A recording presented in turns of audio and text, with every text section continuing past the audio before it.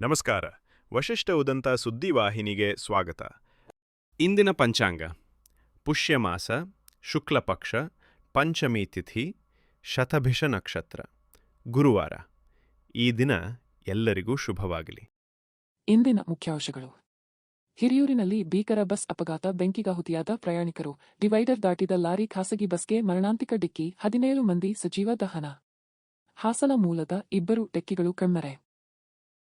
ಚನ್ನರಾಯಪಟ್ಟಣ ಖಾಸಗಿ ಶಾಲೆಯ 10ನೇ ತರಗತಿಯ 16 ವರ್ಷದ ಅಪ್ರಾಪ್ತ ಬಾಲಕಿ ಮಗುವಿಗೆ ಜನ್ಮ ನೀಡಿದ್ದಾಳೆ. ಶಾಲಾ ಬಸ್ ಚಾಲಕನಿಂದ ದೌರ್ಜನ್ಯ, ಚಾಲಕ ಪೊಲೀಸ್ ವಶಕ್ಕೆ. ಶಾಲಾ ವಾಹನದಲ್ಲಿ ಮಕ್ಕಳ ಸುರಕ್ಷತೆಯ ಮೇಲೆ ದೊಡ್ಡ ಪ್ರಶ್ನೆ ಎದ್ದಿದೆ. ರಾಹುಲ್ ಗಾಂಧಿಗೆ ತೊಂದರೆ ಬೇಡ, ಕಾರ್ಯಕರ್ತನಾಗಿ ಕೆಲಸ ಮಾಡುತ್ತೇನೆ. ಬಂದಾಗೆಲ್ಲ ಸ್ಟೇಜ್ ಮೇಲೆ ಕುತ್ಕೊಂಡು ಭಾಷಣ ಮಾಡ್ಕೊಂಡು ಹೋಗೋನಲ್ಲ. ಲೈಫ್ ಟೈಮ್ ಪಾರ್ಟಿ ವರ್ಕರ್ ನಾನು. ಕಾಂಗ್ರೆಸ್ ಪಕ್ಷಕ್ಕೆ ಏನು ಬೇಕು ಎಲ್ಲ ಮಾಡಿದ್ದೀನಿ. ಸಿಎಂ ಡಿಕೆ ಶಿವಕುಮಾರ್ ಖಡಕ್ ಸಂದೇಶ. ಈಗ ಮೈಸೂರಿನ ಪ್ರಮುಖ ಸುದ್ದಿಗಳು. ಮೈಸೂರಿನ ವಿದ್ಯಾರಣ್ಯಪುರಂ ಮೊದಲ ಹಂತದ 6ನೇ ಕ್ರಾಸ್ನ ಮನೆಯಲ್ಲಿ ಪ್ರಜ್ಞೆ ತಪ್ಪಿ ಬಿದ್ದಿದ್ದ ಮಹಿಳೆಯೊಬ್ಬರನ್ನು ಜೀವದ ಹಂಗು ತೊರೆದು ರಕ್ಷಿಸಿದ ಪೊಲೀಸ್ ಪೇದೆ ಗಿರೀಶ್ ಅವರ ಸಾಹಸಕ್ಕೆ ಸಾರ್ವಜನಿಕರಿಂದ ಭಾರೀ ಮೆಚ್ಚುಗೆ ವ್ಯಕ್ತವಾಗಿದೆ. ಯಾವುದೇ ಹಗ್ಗ ಅಥವಾ ಸುರಕ್ಷತಾ ಸಾಧನಗಳನ್ನು ಬಳಸದೆ ಕಾಂಪೌಂಡ್ ಗೋಡೆಯನ್ನು ಹತ್ತಿ ಮನೆಯೊಳಗೆ ಪ್ರವೇಶಿಸಿ ಮಹಿಳೆಯನ್ನು ರಕ್ಷಿಸಿ ಚಿಕಿತ್ಸೆಗಾಗಿ ಆಸ್ಪತ್ರೆಗೆ ಕಳುಹಿಸಿದ್ದಾರೆ.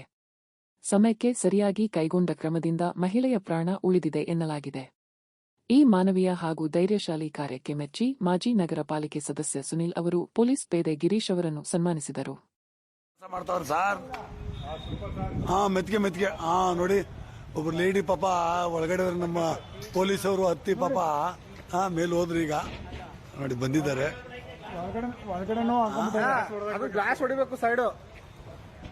ಈಗ ಹಾಸನದ ಪ್ರಮುಖ ಸುದ್ದಿಗಳು. ಚನ್ನರಾಯಪಟ್ಟಣದ ಖಾಸಗಿ ಶಾಲೆಯ 10ನೇ ತರಗತಿಯಲ್ಲಿ ಓದುತ್ತಿದ್ದ 16 ವರ್ಷದ ಅಪ್ರಾಪ್ತ ಬಾಲಕಿ ಮಗುವಿಗೆ ಜನ್ಮ ನೀಡಿರುವುದು ಗಂಭೀರ ಚರ್ಚೆಗೆ ಕಾರಣವಾಗಿದೆ. ಬುಧವಾರ ಬಾಲಕಿ ಮಗುವಿಗೆ ಜನ್ಮ ನೀಡಿದ್ದು, ಈ ಘಟನೆಯ ತನಕ ಆಕೆ ಗರ್ಭಿಣಿಯಾಗಿದ್ದ ವಿಚಾರ ಪೋಷಕರಿಗೂ ಶಿಕ್ಷಕರಿಗೂ ತಿಳಿದಿರಲಿಲ್ಲ ಎಂಬುದು ಆತಂಕ ಮೂಡಿಸಿದೆ. ತನಿಖೆಯಲ್ಲಿ ಬರಗೂರು ಗ್ರಾಮದ ಶಾಲಾ ಬಸ್ ಚಾಲಕ ರಂಜಿತ್ ಎಂಬಾತ ಈ ಪ್ರಕರಣಕ್ಕೆ ಕಾರಣನೆಂದು ತಿಳಿದುಬಂದಿದ್ದು, ಆರೋಪಿಯನ್ನು ಪೊಲೀಸರು ಬಂಧಿಸಿದ್ದಾರೆ. ಈ ಘಟನೆ ಮಕ್ಕಳೊಂದಿಗೆ ಪೋಷಕರು ಮತ್ತು ಶಿಕ್ಷಕರ ಸಂವಹನದ ಕೊರತೆಯನ್ನು ಎತ್ತಿ ತೋರಿಸಿದೆ. ಜೊತೆಗೆ ಶಾಲಾ ವಾಹನ ಚಾಲಕರ ನೇಮಕಾತಿ, ಮೇಲ್ವಿಚಾರಣೆ ಹಾಗೂ ಮಕ್ಕಳ ಸುರಕ್ಷತೆ ಬಗ್ಗೆ ಶಾಲೆಗಳು ಹೆಚ್ಚಿನ ಜವಾಬ್ದಾರಿ ವಹಿಸಬೇಕೆಂಬ ಒತ್ತಾಯ ವ್ಯಕ್ತವಾಗಿದೆ. ಈ ಪ್ರಕರಣದ ಹಿನ್ನೆಲೆಯಲ್ಲಿ ಕರ್ನಾಟಕ ರಾಜ್ಯ ಮಕ್ಕಳ ಹಕ್ಕುಗಳ ರಕ್ಷಣಾ ಆಯೋಗದ ಅಧ್ಯಕ್ಷ ಶಶಿಧರ್ ಕೋಸಂಬೆ ಅವರು ಇಂದು ಖಾಸಗಿ ಶಾಲೆಗೆ ಭೇಟಿ ನೀಡಿದರು. ಶಾಲಾ ಆಡಳಿತ ಮಂಡಳಿ, ಶಿಕ್ಷಕರು ಹಾಗೂ ಅಧಿಕಾರಿಗಳಿಂದ ಪ್ರಕರಣಕ್ಕೆ ಸಂಬಂಧಿಸಿದ ವಿವರಗಳನ್ನು ಅವರು ಪಡೆದುಕೊಂಡರು. ಘಟನೆಯ ಕುರಿತು ಸಮಗ್ರ ವರದಿ ಸಲ್ಲಿಸುವಂತೆ ಅಧಿಕಾರಿಗಳಿಗೆ ಸೂಚನೆ ನೀಡಿದ್ದು, ಮುಂದಿನ ದಿನಗಳಲ್ಲಿ ಇಂತಹ ಘಟನೆಗಳು ಮರುಕಳಿಸದಂತೆ ಕಟ್ಟುನಿಟ್ಟಿನ ಕ್ರಮ ಕೈಗೊಳ್ಳಲಾಗುವುದು ಎಂದು ಹೇಳಿದರು.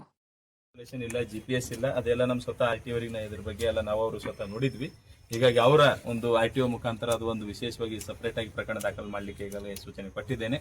ಅದೇ ರೀತಿಯಾಗಿ ಪ್ರತಿಯೊಂದು ಶಾಲೆಯಲ್ಲಿ ಕಳೆದ 2016ರಿಂದ ಮಕ್ಕಳ ರಕ್ಷಣೆ ನೀತಿ 2016 ಎಲ್ಲ ಕಡೆ ಮಾಡಬೇಕು, ಅನುಷ್ಠಾನ ಮಾಡಬೇಕು. ಈ ತರಹದ ಒಂದು ದುರ್ಘಟನೆಗಳು ಎಲ್ಲಿ ನಡೆಯಬಾರದು ಅನ್ನೋ ಒಂದು ಸದುದ್ದೇಶದೊಂದಿಗೆ ನಮ್ಮ ರಾಜ್ಯದಲ್ಲಿ ಪಾಲಿಸಿ ಇದೆ. ಬಟ್ ಈ ಒಂದು ಶಾಲೆಯಲ್ಲಿ ಆ ಪಾಲಿಸಿ ಮಾಡಿರೋದು ಕಂಡು ಬಂದಿಲ್ಲ. ಹೀಗಾಗಿ ಇವೆಲ್ಲ ಆಯಾಮಗಳಲ್ಲಿ ಒಂದು ಮಕ್ಕಳಿಗೆ ಬರೀ ಶಿಕ್ಷಣ ಕೊಡೋದಲ್ಲ, ಮಕ್ಕಳಿಗೆ ಶಿಕ್ಷಣ ಜೊತೆ ರಕ್ಷಣೆ ಕೊಡಬೇಕಾದಂಥದ್ದು ಎಲ್ಲ ಶಿಕ್ಷಣ ಸಂಸ್ಥೆಗಳ ಒಂದು ಆದ್ಯ ಕರ್ತವ್ಯವಾಗಿದೆ. ಹೀಗಾಗಿ ಇಲ್ಲಿನ CECO ಮತ್ತು CRP ಅವರಿಗೆ ಯಾವ ಕಾರಣಕ್ಕೆ ಇಲ್ಲಿ ಮೇಲಿನ ಮೇಲೆ ಬಂದು ಅವರಿಗೆ ನೋಡ್ತಕ್ಕಂಥದ್ದು, ಗಮನಿಸ್ತಕ್ಕಂಥದ್ದು, ಪರಿಶೀಲನೆ ಮಾಡ್ತಕ್ಕಂಥದ್ದು ವೇಳೆಯಲ್ಲಿ ಅವರು ಸಹ ವಿಫಲರಾಗಿದ್ದಾರೆ. DDP ಅವರಿಗೆ ಸೂಚನೆ ಕೊಟ್ಟಿದ್ದೇನೆ. ಅವರಿಬ್ಬರಿಗೆ ಸೋಕಾಸ್ ನೋಟಿಸ್ ಕೊಟ್ಟು ಯಾವ ಕಾರಣಕ್ಕೆ ಈ ಶಾಲೆಯ ಮೇಲುಸ್ತುವಾರಿ ಮಾಡಲಿ ಅವರು ವಿಫಲರಾಗಿದ್ದಾರೆ, ನೋಂದಣಿ ಮಾಹಿತಿ ಇರ್ಬೋದು, ಮಕ್ಕಳ ರಕ್ಷಣೆ 2016 ಇರ್ಬೋದು, ಆಟದ ಬಗ್ಗೆ ಇರ್ಬೋದು, ಅವೆಲ್ಲವೂ ಕಂಪ್ಲೀಟ್ ಆಗಿ ನಾನು DDP ಅವರಿಗೆ ಸೂಚನೆ ಕೊಡ್ತಾ ಇದ್ದೀನಿ. ನಾಳೆ ಸಂಜೆ ಒಳಗೆ ಈ ಶಾಲೆಯ ವಿಸ್ತೃತ ಎಲ್ಲ ವರದಿಯೊಂದಿಗೆ ನಮ್ಮ ಆಯೋಗಕ್ಕೆ ವರದಿ ಸಲ್ಲಿಸಬೇಕು. ಅದೇ ರೀತಿಯಾಗಿ ಈ ಒಂದು ದುರ್ಘಟನೆ ಅಂದರೆ ರಾಜ್ಯದಲ್ಲಿ ಈಗಾಗಲೇ ಕೆಲವೊಂದು ಜಿಲ್ಲೆಗಳಾಗಿದೆ, ಅದೇ ರೀತಿಯಲ್ಲಿ ಇಲ್ಲಾಗಿದ್ದು ಆಯೋಗ ಬಹಳ ಬೇಸರ ವ್ಯಕ್ತಪಡಿಸ್ತಾ ಇದೆ. ಇದಕ್ಕೆ ಪ್ರತಿಯೊಬ್ಬರು ಸಹಿತ ಇಲ್ಲಿ ಕೆಲಸ ಕಾರ್ಯ ಮಾಡ್ಕೊಂಡು ಹೋಗ್ತಂಥವ್ರು ಜವಾಬ್ದಾರಿ ಇತ್ತು. ಒಂದು ಸಂಸ್ಥೆಯವರು ಮತ್ತೆ ಇಲ್ಲಿನ ಮುಖ್ಯ ಗುರುಗಳು ಅವ್ರ ಮೇಲೂ ಸಹಿತ ಕ್ರಮ ಆಗ್ಬೇಕಂತೇಳಿ ನಾನು ನಮ್ಮ ಮಾಧ್ಯಮ ಮುಖಾಂತರ ಹೇಳಿ ಇಚ್ಛಪಡಿಸಬೇಕಾಗಿತ್ತು. ಇದರಲ್ಲಿ ನೋಡಿ, ಶಿಕ್ಷಕರು ಗಮನಿಸಬೇಕು, ವರ್ಗ ಶಿಕ್ಷಕರು ಗಮನಿಸಬೇಕು, ಆಮೇಲೆ PE ಟೀಚರ್ ಯಾರಿದ್ದಾರೆ ಗೊತ್ತಿಲ್ಲ ಅವರು ಸಹಿತ ಗಮನಿಸಬೇಕು. ಅದೇ ರೀತಿ ಆ ಕುಟುಂಬದವರು ಸಹಿತ ಗಮನಿಸಬೇಕು. ಒಂದು ಮಗು, ಆ ಮಗುವಿನ ಚಲನವಲನವನ್ನು ಗಮನಿಸಬೇಕಾದಂತೂ ಇವತ್ತಿನ ದಿನಮಾನದಲ್ಲಿ ತುರ್ತಾಗತ್ಯತೆ ಇದೆ. ಯಾಕಂದ್ರೆ ಬಹಳಷ್ಟು ಕಡೆ ಈ ತರದ ಒಂದು ಅಹಿತಕರ ಘಟನೆಗಳು ಎಲ್ಲ ಕಡೆ ನಡೀತಾ ಇದ್ದಾವೆ. ಅದಕ್ಕೆ ಪಾಲಕರು ಸಹಿತ ತಮ್ಮ ಮಕ್ಕಳ ಬಗ್ಗೆ ಹೆಚ್ಚಿನ ಕಾಳಜಿ ವಹಿಸಬೇಕು, ಅವರೊಂದಿಗೆ ಕಾಲ ಕಳಿಬೇಕು, ಅವರೊಂದಿಗೆ ಸಮಯ ಕಳಿಬೇಕು, ಅವರೊಂದಿಗೆ ಚರ್ಚೆ ಮಾಡಬೇಕು. ಮತ್ತು ಆಯಾ ಶಾಲೆ ಮುಖ್ಯಸ್ಥರು ಮತ್ತೆ ಅಲ್ಲಿ ಕೆಲಸ ಮಾಡ್ತಕ್ಕಂಥವ್ರು ಸಹಿತ ಈ ತರದ ಒಂದು ಘಟನೆಗಳು ಮತ್ತೆ ಎಲ್ಲೂ ಆಗದ ರೀತಿಯಲ್ಲಿ ಅವ್ರು ಗಮನ ಹರಿಸಬೇಕಂತ ಹೇಳಿಕೆ ಇಚ್ಛೆ. ಸರ್, ಈಗ ಮೆನ್ಸಸ್ ರಜೆನೂ ಕೊಟ್ಟಿದ್ದು, ಆಕೆ ಎಲ್ಲೂ ಮೆನ್ಸಸ್ ರಜಾ ತಗೊಂಡಿರ್ಲಿಲ್ಲ ಸರ್ ಮಗು? ರಜಾ ಕೊಟ್ಟಿದ್ದು ತಗೊಂಡಿದ್ರ ಬಗ್ಗೆ ನನಗೆ ಗೊತ್ತಿಲ್ಲ, ಬಟ್ ಎಲ್ಲರೂ ಗಮನಿಸ್ಬೇಕು, ಇದೊಂದು ಹೇಳಿಕೆ ಇಚ್ಛೆ ಪಡ್ತೀನಿ. ಸಾರ್ವಜನಿಕರು, ಪಾಲಕರು ಮತ್ತೆ ಶಿಕ್ಷಕರು, ವಿಶೇಷವಾಗಿ ಆ ಒಂದು ವರ್ಗ ಶಿಕ್ಷಕರು ಅವರು ಸಹಿತ ಗಮನಿಸ್ತಕ್ಕಂಥದ್ದು ಮಾಡಬೇಕಾಗಿತ್ತು. ಅವ್ರು ಮಾಡುವಲ್ಲಿ ಆರೋಪಿ ಯಾರು ಅಂತ ಗೊತ್ತಾಗಿದೆ. ಈಗ ಆರೋಪಿ ಇದಾನ, ಡ್ರೈವರ್ ಅಂತ ಇದಾರಲ್ಲ ಆಲ್ರೆಡಿ. ಬಾಂಗ್ಲಾದೇಶದಲ್ಲಿ ಹಿಂದೂಗಳ ಮೇಲಿನ ಹತ್ಯೆ ಮತ್ತು ಹಿಂಸಾಚಾರವನ್ನು ಖಂಡಿಸಿ ಹಾಸನದಲ್ಲಿ ವಿಶ್ವ ಹಿಂದೂ ಪರಿಷತ್ ಹಾಗೂ ಬಜರಂಗದಳ ಸಂಘಟನೆಗಳ ವತಿಯಿಂದ ಬೃಹತ್ ಪ್ರತಿಭಟನೆ ನಡೆಯಿತು. ನೂರಾರು ಕಾರ್ಯಕರ್ತರು ಭಾಗವಹಿಸಿ ಘೋಷಣೆಗಳನ್ನು ಕೂಗುತ್ತಾ ಆಕ್ರೋಶ ವ್ಯಕ್ತಪಡಿಸಿದರು. ಬಾಂಗ್ಲಾದೇಶದಲ್ಲಿ ಅಲ್ಪಸಂಖ್ಯಾತ ಹಿಂದೂಗಳಿಗೆ ರಕ್ಷಣೆ ನೀಡಬೇಕು ಎಂದು ಕೇಂದ್ರ ಸರ್ಕಾರವನ್ನು ಒತ್ತಾಯಿಸಿದರು. ಪ್ರತಿಭಟನೆಯ ಬಳಿಕ ಜಿಲ್ಲಾಡಳಿತಕ್ಕೆ ಮನವಿ ಸಲ್ಲಿಸಿ ಜಿಲ್ಲೆಯಲ್ಲಿರುವ ಅಕ್ರಮ ವಲಸಿಗರ ಮೇಲೆ ಈಗಾಗಲೇ 10 ಹಲವು ಕೇಸ್ ಇದ್ದು ಅವರನ್ನು ಪತ್ತೆಹಚ್ಚಿ ಹೊರಗೆ ಕಳುಹಿಸುವಂತೆ ಆಗ್ರಹಿಸಿದರು. ಇಂತಹ ಘಟನೆಗಳು ಮರುಕಳಿಸದಂತೆ ಕಠಿಣ ಕ್ರಮ ಕೈಗೊಳ್ಳಬೇಕು ಎಂದು ಆಗ್ರಹಿಸಿದರು. ಪ್ರತಿಭಟನೆಯ ವೇಳೆ ಪೊಲೀಸ್ ಭದ್ರತೆ ಕೈಗೊಳ್ಳಲಾಗಿತ್ತು. ಹಾಸನ ಜಿಲ್ಲಾ ವಿಶ್ವ ಹಿಂದೂ ಪರಿಷತ್ ಮತ್ತೆ ಬಜರಂಗ ದಳದ ವತಿಯಿಂದ ಬಾಂಗ್ಲಾದೇಶದಲ್ಲಿ ಆಗಿರುವಂತಹ ಹಿಂದೂಗಳ ಮೇಲೆ ಆಗ್ತಾ ಇರುವಂತಹ ಏನು ದೌರ್ಜನ್ಯ ಇದೆ ಅದರ ವಿರುದ್ಧವಾಗಿ ನಾವು ಈ ದಿನ ಪ್ರತಿಭಟನೆಯನ್ನ ಮಾಡ್ತಾ ಇದ್ದೇವೆ. ನಮ್ಮ ಹಿಂದೂ ಬಾಂಧವರು ಎಲ್ಲರೂ ಕೂಡ ಈ ಪ್ರತಿಭಟನೆಯಲ್ಲಿ ಒಗ್ಗಟ್ಟಾಗಿ ಈ ದಿನ ಸಾಕಷ್ಟು ಸಂಖ್ಯೆಯಲ್ಲಿ ಸೇರಿದ್ದಾರೆ. ಹಾಗೆ ನಾವು ನಮ್ಮ ಜಿಲ್ಲಾಡಳಿತಕ್ಕೆ ಹಾಸನದ ಒಂದು ಸಂದೇಶವನ್ನ ನಮ್ಮ ವಿಶ್ವ ಹಿಂದೂ ಪರಿಷತ್ ಬಜರಂಗ ದಳದ ವತಿಯಿಂದ ಏನು ಸಂದೇಶನ ನೀಡ್ತಾ ಇದ್ದೀವಿ ಅಂದ್ರೆ, ದಯವಿಟ್ಟು ಹಾಸನ ಜಿಲ್ಲಾಡಳಿತಕ್ಕೆ ಮನವಿ ಮಾಡ್ತಾ ಇದ್ದೀವಿ. ಹಾಸನ ಜಿಲ್ಲೆಯಲ್ಲಿ ಯಾವ ಅಕ್ರಮವಾಗಿ ಬಾಂಗ್ಲಾದೇಶ ವಲಸಿಗರು ಬಂದು ನೆಲೆಸಿದ್ದಾರೆ, ಅವರನ್ನ ಎಲ್ಲೆಲ್ಲಿದ್ದಾರೆ ನಾವು ಈಗಾಗಲೇ ಅವರಿಂದ ತುಂಬಾ ರೀತಿಯಲ್ಲಿ ತೊಂದರೆ ಆಗಿರುವಂತದ್ದು ಅರ್ಕಲ್ಗೋಡು, ಸಕಲೇಶ್ಪುರ, ಆಲೂರಿನಲ್ಲೆಲ್ಲ ಕೂಡ ಕೇಸ್ ಬುಕ್ ಆಗಿದೆ. ದಯವಿಟ್ಟು ಅಂತವರನ್ನೆಲ್ಲ ಹುಡುಕಿ ಯಾರು ಅಕ್ರಮ ವಲಸಿಗರಿದ್ದಾರೆ ಅವರನ್ನ ನಮ್ಮ ಹಾಸನದಿಂದ, ನಮ್ಮ ಕರ್ನಾಟಕದಿಂದ, ನಮ್ಮ ಭಾರತದಿಂದ ಗಡಿಪಾರು ಮಾಡೋದಕ್ಕೆ ಎಲ್ಲ ರೀತಿಯಲ್ಲಿಯೂ ಕೂಡ ಜಿಲ್ಲಾಡಳಿತ ಹಾಗೂ ಜಿಲ್ಲಾ ಪೊಲೀಸ್ ಇಲಾಖೆ ಅದಕ್ಕೆ ಸಹಕಾರವನ್ನು ಮಾಡಿ ಅವರನ್ನ ಇಲ್ಲಿಂದ ಓಡಿಸುವಂತ ಕೆಲಸವನ್ನು ಮಾಡಬೇಕು ಅಂತೇಳಿ ನಾವು ಈ ಮೂಲಕ ನಾವು ಒತ್ತಾಯ ಮಾಡ್ತಾ ಇದ್ದೇವೆ. ಹಾಗೆ ಕರ್ನಾಟಕ ಸರ್ಕಾರಕ್ಕೂ ಕೂಡ ಕರ್ನಾಟಕಾದ್ಯಂತ ಯಾವ್ಯಾವ ಅಕ್ರಮ ವಲಸಿಗರು ಬಂದಿದ್ದಾರೆ, ಬಾಂಗ್ಲಾದೇಶ ಅಕ್ರಮ ವಲಸಿಗರು, ಅವರೆಲ್ಲರನ್ನೂ ಕೂಡ ಕರ್ನಾಟಕದಿಂದ ಆಚೆ ಕಡೆ ಕಳಿಸುವಂತ ಒಂದು ವ್ಯವಸ್ಥೆ ಆಗಬೇಕು. ಆ ಮೂಲಕ ನಮ್ಮ ಭಾರತದಲ್ಲಿ ಭಾರತೀಯರೆಲ್ಲರೂ ಕೂಡ ಹಿಂದೂಗಳು ನೆಮ್ಮದಿಯಾಗಿರುವಂತ ಒಂದು ವ್ಯವಸ್ಥೆಯನ್ನ ಮಾಡುವಂತ ಆಗ್ಬೇಕು. ಹಾಗೂ ಬಾಂಗ್ಲಾದೇಶದಲ್ಲಿರುವ ಹಿಂದೂಗಳಿಗೆ ನಮ್ಮ ಕೇಂದ್ರ ಸರ್ಕಾರ ರಕ್ಷಣೆಯನ್ನು ಕೊಡಬೇಕು ಅಂತ ಹೇಳಿ ಈ ಮೂಲಕ ನಾವು ಎಲ್ಲರ ಪರವಾಗಿ ಒತ್ತಾಯ ಮಾಡ್ತಾ ಇದ್ದೀವಿ. ಈಗ ಚಿಕ್ಕಮಗಳೂರಿನ ಪ್ರಮುಖ ಸುದ್ದಿಗಳು. ಚಿಕ್ಕಮಗಳೂರು ಹೊರವಲಯದ ಮೂರ್ತಿಹಳ್ಳಿ ಬಳಿ ನಡೆದ ಭೀಕರ ರಸ್ತೆ ಅಪಘಾತದಲ್ಲಿ ಎನ್ಎಸ್ ಕಾಲೇಜಿನ ವಿದ್ಯಾರ್ಥಿಯೊಬ್ಬ ಸ್ಥಳದಲ್ಲೇ ಸಾವನ್ನಪ್ಪಿ 5 ಗಂಭೀರವಾಗಿ ಗಾಯಗೊಂಡಿದ್ದಾರೆ. ಮೂಡಿಗೆರೆಯಿಂದ ಚಿಕ್ಕಮಗಳೂರಿನತ್ತ ಬರುತ್ತಿದ್ದ ಕಾರು ಚಾಲಕನ ನಿಯಂತ್ರಣ ತಪ್ಪಿ ರಸ್ತೆ ಬದಿಯ ಗದ್ದೆಗೆ ಉರುಳಿದೆ. ಅಪಘಾತದಲ್ಲಿ 19 ವರ್ಷದ ಮೊಹೀನ್ ಎಂಬ ವಿದ್ಯಾರ್ಥಿ ಮೃತಪಟ್ಟಿದ್ದಾನೆ. ರಿಹಾನ್, ಸತ್ಯಪಾಲ್, ಪೂರ್ಣ, ಶ್ರೇಯಸ್ ಹಾಗೂ ರಘು ಎಂಬವರು ಗಂಭೀರ ಗಾಯಗೊಂಡು ಹಾಸನ ಆಸ್ಪತ್ರೆಗೆ ದಾಖಲಾಗಿದ್ದಾರೆ. ಕ್ರಿಕೆಟ್ ಪಂದ್ಯ ಮುಗಿಸಿ ವಾಪಸ್ ಬರುತ್ತಿದ್ದ ವೇಳೆ ಈ ದುರ್ಘಟನೆ ಸಂಭವಿಸಿದೆ. ಪ್ರಕರಣ ದಾಖಲಿಸಿಕೊಂಡಿರುವ ಗ್ರಾಮಾಂತರ ಪೊಲೀಸರು ತನಿಖೆ ಮುಂದುವರೆಸಿದ್ದಾರೆ.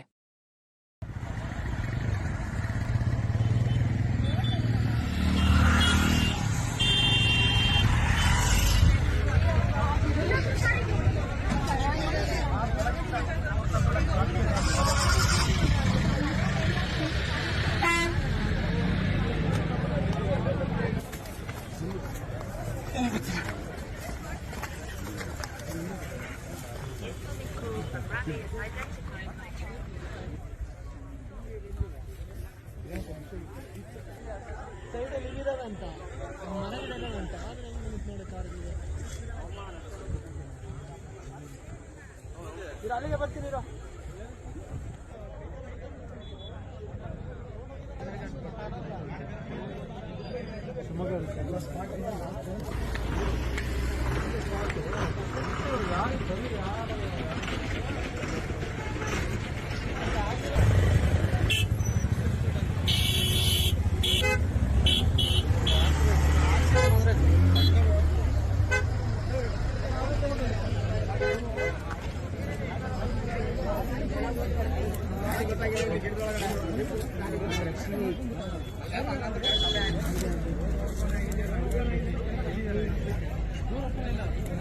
ಈಗ ರಾಜ್ಯ ಮತ್ತು ರಾಷ್ಟ್ರೀಯ ಸುದ್ದಿಗಳು. ಚಿತ್ರದುರ್ಗ ಜಿಲ್ಲೆಯ ಹಿರಿಯೂರಿನ ಜವಗೊಂಡನಹಳ್ಳಿ ಬಳಿ ಡಿಸೆಂಬರ್ 25ರ ಮುಂಜಾನೆ ಸುಮಾರು 3:30 ಹೊತ್ತಿಗೆ ಭೀಕರ ರಸ್ತೆ ಅಪಘಾತ ಸಂಭವಿಸಿ ಖಾಸಗಿ ಬಸ್ ಸಂಪೂರ್ಣವಾಗಿ ಬೆಂಕಿಗೆ ಆಹುತಿಯಾಗಿದೆ. ಬೆಂಗಳೂರಿನಿಂದ ಗೋಕರ್ಣ ಕಡೆ ತೆರಳುತ್ತಿದ್ದ ಸ್ಕೈಬರ್ಡ್ ಬಸ್ಗೆ ಡಿವೈಡರ್ ದಾಟಿದ ಲಾರಿ ಡಿಕ್ಕಿ ಹೊಡೆದ ಪರಿಣಾಮ ಬಸ್ ಹೊತ್ತಿ ಉರಿದಿದೆ. ಪ್ರತ್ಯಕ್ಷದರ್ಶಿಗಳ ಪ್ರಕಾರ ಲಾರಿ ಬಸ್ನ ಡೀಸೆಲ್ ಟ್ಯಾಂಕ್ ಬಳಿ ಡಿಕ್ಕಿ ಹೊಡೆದಿದೆ. ಬಸ್ನಲ್ಲಿ 32 ಜನ ಪ್ರಯಾಣಿಕರು ಇದ್ದು, ಕನಿಷ್ಠ 17 ಮಂದಿ ಸಜೀವ ದಹನವಾಗಿದ್ದಾರೆ ಎಂದು ತಿಳಿದುಬಂದಿದೆ. ಲಾರಿ ಚಾಲಕ ಸ್ಥಳದಲ್ಲೇ ಸಾವನ್ನಪ್ಪಿದ್ದಾನೆ. ಅಪಘಾತಕ್ಕೆ ಪ್ರಧಾನಿ ಮೋದಿ ಸಂತಾಪ ಸೂಚಿಸಿದ್ದು, ಮೃತರ ಕುಟುಂಬಗಳಿಗೆ 2 ಲಕ್ಷ ರೂಪಾಯಿ ಪರಿಹಾರ ಘೋಷಿಸಿದ್ದಾರೆ. ಮುಖ್ಯಮಂತ್ರಿ ಸಿದ್ದರಾಮಯ್ಯ ಅಪಘಾತದಲ್ಲಿ ಮೃತಪಟ್ಟವರ ಕುಟುಂಬಗಳಿಗೆ ತಲಾ 5 ಲಕ್ಷ ರೂಪಾಯಿ ಹಾಗೂ ಗಾಯಗೊಂಡವರಿಗೆ ತಲಾ 50,000 ರೂಪಾಯಿ ಪರಿಹಾರ ಘೋಷಣೆ ಮಾಡಿದ್ದಾರೆ. ಹಾಸನ ಮೂಲದ ನವ್ಯ ಹಾಗೂ ಮಾನಸ ಎಂಬ ಇಬ್ಬರು ಟೆಕ್ಕಿಗಳು ಕಣ್ಮರೆಯಾಗಿದ್ದಾರೆ. ಇದು ಒಳಗಡೆ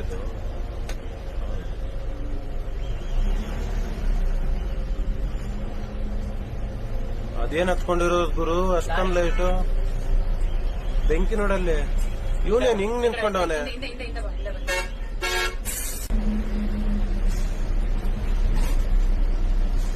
ಇವಾಗ ಆಗಿರೋದು ನೋಡೋದು.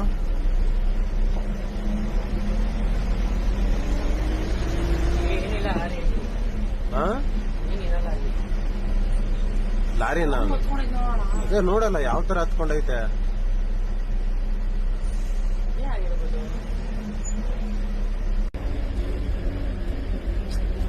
ಅದು ಲಾರಿ, ಇದು ಬಸ್ಸು.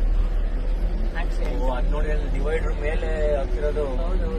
ಡಿವೈಡರ್ ಮೇಲೆ ಹತ್ಕೊಂಡ್ ಡ್ರೈವರ್ ಬಚಾವಾಗವನೆ ಪಾಪ. ಲಾರಿ ಅವರೆಲ್ಲ ಹೋದ್ರು. ಬಸ್ ನೋಡಿ, ಲಾರಿ ಡ್ರೈವರ್ ಇಲ್ಲ. ಅಲ್ಲ ಸಾರಿ, ಬಸ್ ಅವರೆಲ್ಲ ಅಯ್ಯೋ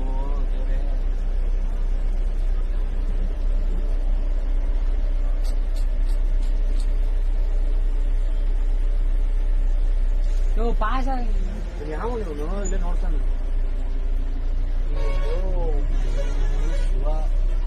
ಡ್ರೈವರ್ ಲಾರಿ ಡ್ರೈವರ್ ಇಲ್ಲ ಬಿಡಿ.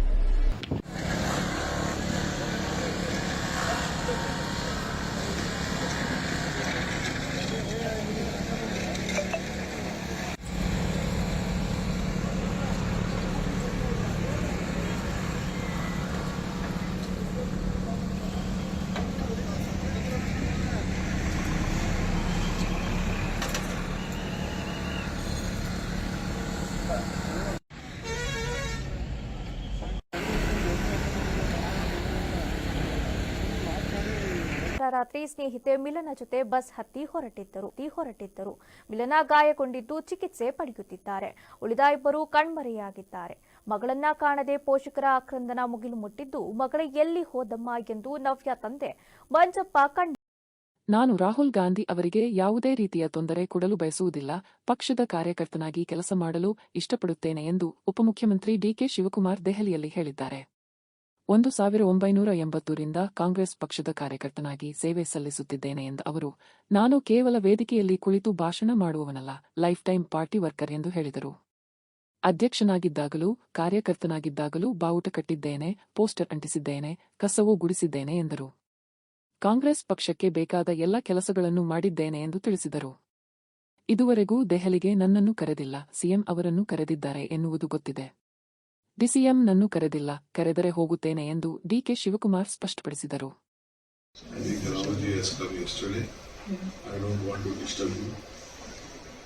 So you're happy to continue as deputy CM for full 5 years? Are you happy to continue? I love to be a party worker. Then you will position the party. So let's forget last 1980 I'm a party worker. Until today I'm continuing to be. ಬಂದಾಗ stage ಮೇಲೆ ಕೂತ್ಕೊಂಡು ಭಾಷಣ ಮಾಡ್ಕೊಂಡು ಹೋಗೋದು, ಆ ಕೆಲಸ ನಾನು ಯಾವತ್ತೂ ಮಾಡ್ಕೊಂಡು ಹೋಗಿಲ್ಲ. ಕಾರ್ಯಕರ್ತರಾಗಿ ಇರ್ತೀನಿ ಅನ್ನುವಂತ ಮಾತನ್ನು ಹೇಳಿದ್ರಿ ಸರ್. ಕಾರ್ಯಕರ್ತ ಅಂದ್ರೆ ನಾವು ಲೈಫ್ ಟೈಮ್ ವರ್ಕರ್. ನಾವು ಪೋಸ್ಟ್ ಇದ್ರು ಬಾವುಟನೂ ಕಟ್ಟಿದ್ದೀನಿ, ಪಕ್ಷದ ಅಧ್ಯಕ್ಷ ಆದಾಗೂ ಬಾವುಟ ಕಟ್ಟಿದ್ದೀನಿ, ಕಾರ್ಯಕರ್ತ ಆದಾಗೂ ಬಾವುಟ ಕಟ್ಟಿದ್ದೀನಿ, ಪೋಸ್ಟ್ ಅಂಟಿಸಿದ್ದೀನಿ, ಕಸ ಗುಡಿಸಿದ್ದೀನಿ, ಏನೇನು ಬೇಕು ಕಾಂಗ್ರೆಸ್ ಪಕ್ಷಕ್ಕೆಲ್ಲ ಮಾಡಿದ್ದೀನಿ. ಬರೀ ನಾನು ಬಂದಾಗ ಸ್ಟೇಜ್ ಮೇಲೆ ಕೂತ್ಕೊಂಡು ಭಾಷಣ ಮಾಡ್ಕೊಂಡು ಹೋಗೋದು, ಆ ಕೆಲಸ ನಾನು ಯಾವತ್ತೂ ಮಾಡ್ಕೊಂಡು ಹೋಗಿಲ್ಲ. I am done every work in the party. ಶ್ರಮಕ್ಕೆ ಪ್ರತಿಫಲ ಅನ್ನುವಂಥದ್ದು ನಾನೆಲ್ಲ ಉತ್ತರ ಹೇಳಲ್ಲ ರೀ. ನಾನೇನ್ ಹೇಳ್ತೀನಿ ಅದನ್ನ ಕೇಳ್ಕೊಂಡು ಹೋಗ್ಬೇಕು. ನೀವು ಹೇಳಕ್ಕೆಲ್ಲ ನಾನು ಉತ್ತರ ಕೊಡಲ್ಲ. ತಾವು ದೆಹಲಿಗೆ ನಾನು ಕರೆದ್ರೆ ಹೋಗ್ತೀನಿ. ಸರ್ ಸಿಎಂಗೆ ಆಹ್ವಾನ ಕೊಟ್ಟಿದ್ದಾರೆ ಅಂತ ಸರ್ ಇರ್ಬೋದು. CM ಕರೆದಿದ್ದಾರೆ ಅಂತ ನನಗೂ ತಿಳಿದಿದೆ. ಡೆಪ್ಟಿ CM ಏನ್ ಕರೆದಿಲ್ಲ. ಅದು ಎಕ್ಸ್ಟೆಂಡೆಡ್ ಕಮಿಟಿ ಮೀಟಿಂಗ್ ನಮ್ಗೆ ಕರೀತಾರೆ. ಸರ್ ಸಿದ್ದರಾಮಯ್ಯ ಅವರು ಕೂಡ ಎಕ್ಸ್ಟೆಂಡೆಡ್ ಕಮಿಟಿ ಹೋಗ್ತೀರಾ ಸರ್ ಡೆಲ್ಲಿಗೆ? ಹೋಗ್ಬೇಕಂತಾರೆ. ಯಾಕಂದ್ರೆ ಪಾರ್ಟಿ ಮಾಜಿ ಪ್ರಧಾನಿ ಅಟಲ್ ಬಿಹಾರಿ ವಾಜಪೇಯಿ ಅವರ ಜನ್ಮದಿನದ ಅಂಗವಾಗಿ ದೇಶಾದ್ಯಂತ ಸ್ಮರಣೆ ನಡೆಯಿತು. ರಾಷ್ಟ್ರಪತಿ ದ್ರೌಪದಿ ಮುರ್ಮು, ಪ್ರಧಾನಿ ನರೇಂದ್ರ ಮೋದಿ, ಲೋಕಸಭಾ ಸ್ಪೀಕರ್ ಓಂ ಬಿರ್ಲಾ ಸೇರಿದಂತೆ ಅನೇಕ ಗಣ್ಯರು ಅಟಲ್ ಜಿ ಅವರಿಗೆ ನಮನ ಸಲ್ಲಿಸಿದರು. ದೇಶದ ಅಭಿವೃದ್ಧಿಗೆ ಅಟಲ್ ಬಿಹಾರಿ ವಾಜಪೇಯಿ ನೀಡಿದ ಕೊಡುಗೆಗಳನ್ನು ನಾಯಕರು ಸ್ಮರಿಸಿದರು. ಈ ಸಂದರ್ಭದಲ್ಲಿ ಕರ್ನಾಟಕದ ಖ್ಯಾತ ಶಿಲ್ಪಿ ಅರುಣ್ ಯೋಗಿರಾಜ್ ಅವರ ಕೈಯಲ್ಲಿ ಅರಳಿದ ಅಜಾತಶತ್ರು ಅಟಲ್ ಬಿಹಾರಿ ವಾಜಪೇಯಿ ಅವರ ಶಿಲ್ಪ ವಿಶೇಷ ಗಮನ ಸೆಳೆದಿದೆ. ವಾಜಪೇಯಿ ಅವರ ವ್ಯಕ್ತಿತ್ವ, ನಾಯಕತ್ವ ಹಾಗೂ ರಾಷ್ಟ್ರಭಕ್ತಿಯನ್ನು ಸ್ಮರಿಸುವ ಮೂಲಕ ಜನ್ಮದಿನವನ್ನು ಅರ್ಥಪೂರ್ಣವಾಗಿ ಆಚರಿಸಲಾಯಿತು. माननीय प्रधानमंत्री श्री नरेंद्र मोदी जी, माननीय लोकसभा अध्यक्ष श्री ओम बिरला जी, उन सभी का आगमन यहाँ हो चुका है। सर्वप्रथम महामहिम राष्ट्रपति महोदया जी श्रीमती द्रौपदी मुर्मू जी पुष्पमाला द्वारा श्रद्धेय अटल जी को पुष्पमाला अर्पित कर रही हैं।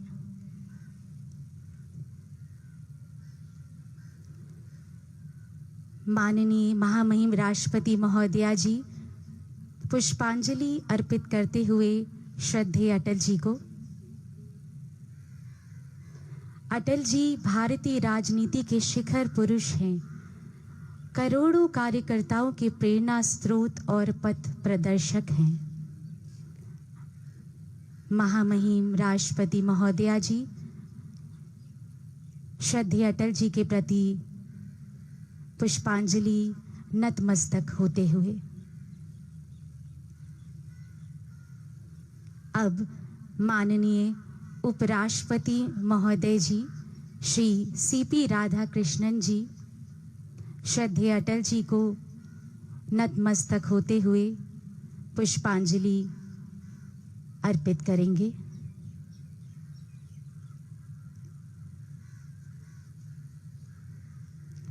भारत के प्रधानमंत्री श्री नरेंद्र मोदी जी अब पुष्पांजलि श्रद्धेय अटल जी के प्रति नतमस्तक होते हुए पुष्पांजलि अर्पित कर रहे हैं।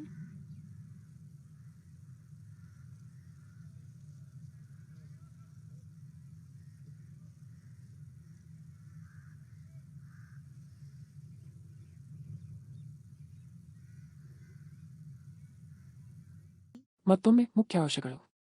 ಹಿರಿಯೂರಿನಲ್ಲಿ ಭೀಕರ ಬಸ್ ಅಪಘಾತ, ಬೆಂಕಿಗಾಹುತಿಯಾದ ಪ್ರಯಾಣಿಕರು. ಡಿವೈಡರ್ ದಾಟಿದ ಲಾರಿ ಖಾಸಗಿ ಬಸ್ಗೆ ಮರಣಾಂತಿಕ ಡಿಕ್ಕಿ, 17 ಮಂದಿ ಸಜೀವ ದಹನ. ಹಾಸನ ಮೂಲದ 2 ಟೆಕ್ಕಿಗಳು ಕಣ್ಮರೆ. ಚನ್ನರಾಯಪಟ್ಟಣ ಖಾಸಗಿ ಶಾಲೆಯ 10ನೇ ತರಗತಿಯ 16 ವರ್ಷದ ಅಪ್ರಾಪ್ತ ಬಾಲಕಿ ಮಗುವಿಗೆ ಜನ್ಮ ನೀಡಿದ್ದಾಳೆ. ಶಾಲಾ ಬಸ್ ಚಾಲಕನಿಂದ ದೌರ್ಜನ್ಯ, ಚಾಲಕ ಪೊಲೀಸ್ ವಶಕ್ಕೆ. ಶಾಲಾ ವಾಹನದಲ್ಲಿ ಮಕ್ಕಳ ಸುರಕ್ಷತೆಯ ಮೇಲೆ ದೊಡ್ಡ ಪ್ರಶ್ನೆ ಎದ್ದಿದೆ. ರಾಹುಲ್ ಗಾಂಧಿಗೆ ತೊಂದರೆ ಬೇಡ, ಕಾರ್ಯಕರ್ತನಾಗಿ ಕೆಲಸ ಮಾಡುತ್ತೇನೆ. ಬಂದಾಗೆಲ್ಲ ಸ್ಟೇಜ್ ಮೇಲೆ ಕುತ್ಕೊಂಡು ಭಾಷಣ ಮಾಡ್ಕೊಂಡು ಹೋಗೋನಲ್ಲ. ಲೈಫ್ ಟೈಮ್ ಪಾರ್ಟಿ ವರ್ಕರ್ ನಾನು. ಕಾಂಗ್ರೆಸ್ ಪಕ್ಷಕ್ಕೆ ಏನು ಬೇಕು ಎಲ್ಲ ಮಾಡಿದ್ದೀನಿ. DCM DK ಶಿವಕುಮಾರ್ ಖಡಕ್ ಸಂದೇಶ. ಇಲ್ಲಿಗೆ ಇಂದಿನ ವಾರ್ತಾ ಪ್ರಸಾರ ಮುಕ್ತಾಯವಾಯಿತು. ಧನ್ಯವಾದಗಳು. ಈ ದಿನ ಎಲ್ಲರಿಗೂ ಶುಭವಾಗಲಿ.